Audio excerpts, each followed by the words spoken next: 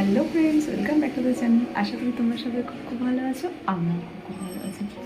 আর আজকে পৌষ সংক্রান্তি, তো বাড়িতে পুজো আছে আমাদের। এটাই মেন লক্ষ্মী পুজো।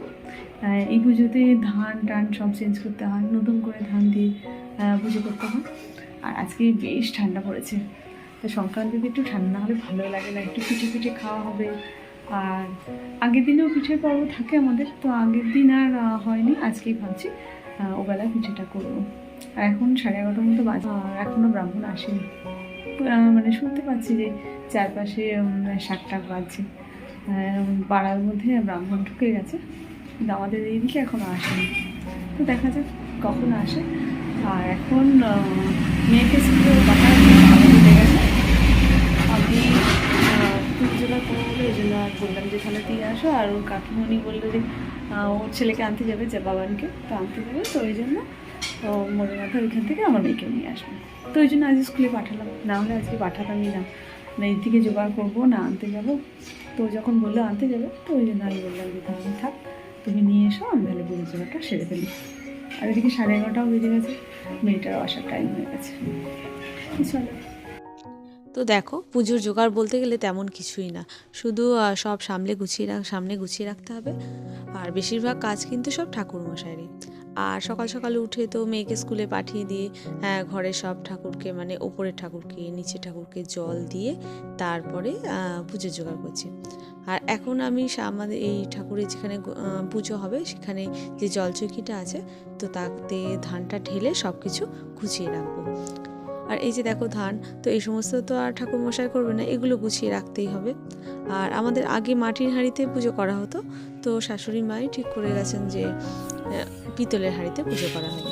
এই যে দেখো পিতলের হাঁড়ি। আর এই যে জলচৌকির মধ্যে দেখতে পাচ্ছ আলপনা দেয়া, আমি কিন্তু অন্যরকমভাবে, মানে যেমন নর্মাল সবাই আলপনা দেয় ওরকমভাবে কিন্তু আলপনা দিতে পারি।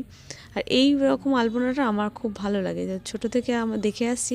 আমার দিদা না এই রকম করে, তো দিদার হাতের টোনটা বেশ ভালো ছিল, আরও সুন্দর করে দিদা আলপনাটা দিত। তো আমি আজকে আমার দিদা স্টাইলের আলপনা দিয়েছি। আজকে নয়, যখনই আমি জলচৌকিতে আলপনাটা করি তো এই আলপনাটাই দিই, কারণ ছোটো থেকে দেখে আসছি যে দিদা এরকম করে আলপনা দেয়। আর তখন তো বুঝতাম না, মানে তখন থেকে আমার এই ফুলটা খুব ভালো লাগতো, তো ওই জন্য আমি এইরকমভাবে আলপনাটা দিই জলচৌকিতে। আর দেখো এখন আস্তে আস্তে সব গুছিয়ে নিচ্ছি।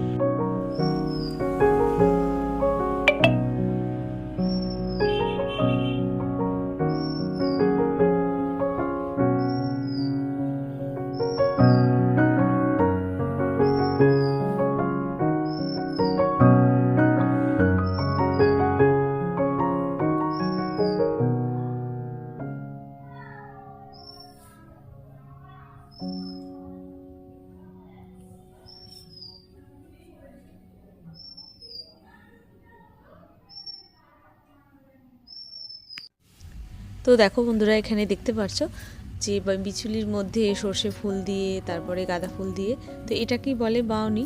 তো আমার কাকা শ্বশুর প্রত্যেকটা বছর আমাদেরকে এরকমভাবে বানিয়ে দিয়ে যায়। তো এইটাই হাঁড়িতে দেওয়া হয়, তারপরে ঘটে দেওয়া হয়, এটা দিয়ে মেন পুজোটা করা হয়। ओम नमः कर्मंगं रोदनं गजन्दवदं लंबूदं सुंदरं पसंदमदगंधलब्धं मधुगव्याल्लं गन्धस्प्रमन्तात् विदार्तात् रुधिरचन्द्रत। তো দেখো পুজো টুজো তো হয়ে গেছে, তারপরে দুপুরবেলা মেয়েকে ঘুম টুম পাড়িয়ে তো চলে এসেছি, দুপুরবেলাতেই রান্নাঘরে চলে এসেছি, কেননা নারকেল কুটতে হবে, তারপরে সেটাকে রান্না করে সেটাকে ঠান্ডা করতে হবে। তো এগুলো ঠান্ডা না করলে তো কোনো রকম পিঠে করাই যায় না, তাই না? আর এই যে দেখো, এটা পাটিসাপটার ব্যাটার। তো পাটিসাপটার ব্যাটারটাও একটুখানি কিছুক্ষণ ভিজিয়ে রাখতে হয়। তো যতই হোক, এগুলো মিক্সার গ্রাইন্ডারে সবই গুঁড়ো করে নিয়েছি। আর এটা দেখো, সরু চুকলির জন্য চাল আর ডাল সমপরিমাণ ভিজিয়ে রেখেছিলাম। তো এটাকেও পেস্ট করতে হবে, অনেকই কাজ আছে।